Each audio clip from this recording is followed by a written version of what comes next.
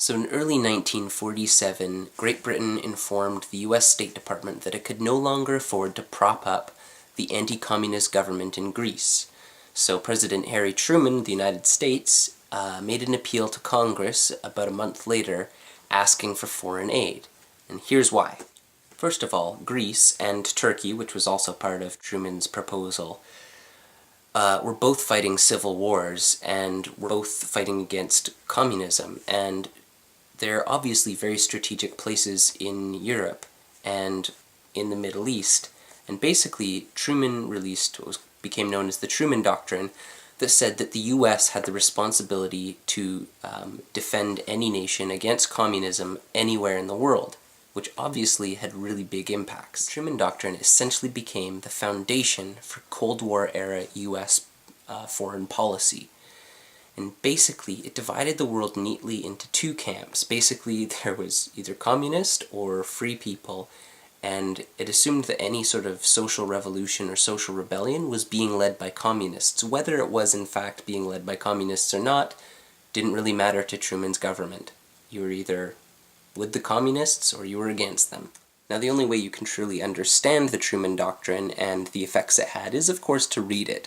Well, I'm going to do a little bit of the work for you and read you a piece, a very important piece. And this is about dividing the world into these two camps, or these two ways of life. At the present moment in world history, nearly every nation must choose between alternative ways of life. The choice is often not a free one. One way of life is based upon the will of the majority and is distinguished by free institutions, representative government, free elections, guarantees of individual liberty, freedom of speech and religion, and freedom from political oppression. The second way of life is based upon the will of the minority, forcibly imposed upon the majority. It relies upon terror and oppression, a controlled press and radio, fixed elections, and the suppression of personal freedoms. Pretty good stuff, right? This galvanized people and into action and into deciding whether or not they wanted to be with Truman or against Truman, or with the communists or against the communists. And I think most of us know what came next. Basically, the whole beginning of Cold War era policy began with the Truman Doctrine simply by stating that all of the evils in the world were the fault of communism, and that the only way the world could continue was if they stopped the spread of communism, and most importantly, if the US stopped the flow of communism. Now, going back to the whole thing about aid in Greece and Turkey, these were strategic targets because they were really near all of the oil, and controlling the Middle East was controlling the oil flow, just as it is today. So what kinds of things did the Truman Doctrine put into motion? Let me read a short little list. In 1947, we have the Federal Employees Loyalty and Security Program, which basically leads procedures for investigating current and prospective federal employees for their loyalty to the United States. This, of course, later turned into McCarthyism. In also 1947, we have the Marshall Plan, which dictates the U.S. economic policy to contain communism and the rebuilding of Europe after World War II. 1947, we have the National Security Act, which was used to advise the president on security issues and also created the CIA.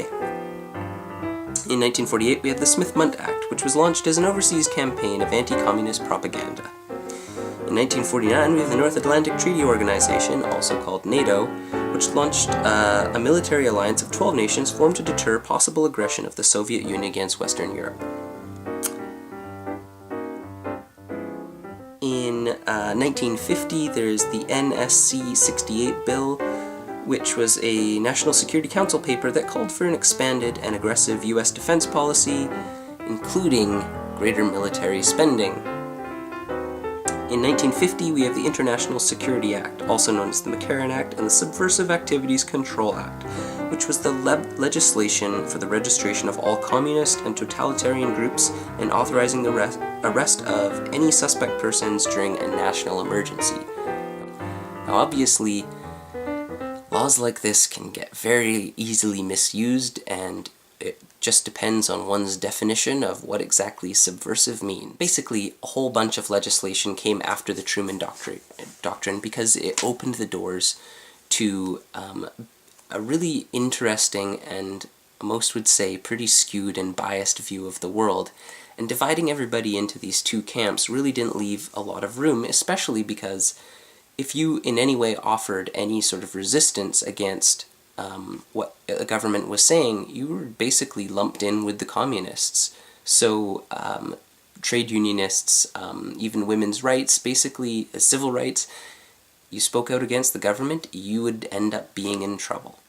Now, unfortunately, it's very difficult to understand the Truman Doctrine in isolation. There's a whole bunch of stuff that came before it, like World War II, and a whole bunch of stuff that came after it, like McCarthyism. This is just a little snapshot and a little tiny piece of American history, but a very important piece. So I encourage you, go read the Truman Doctrine first of all, make up your own mind, and really pay attention to the language that's being used, and do some research into it, because of course with laws and things like that, there's of course the words and the intended outcome, but then there's also the reality and the ulterior motives.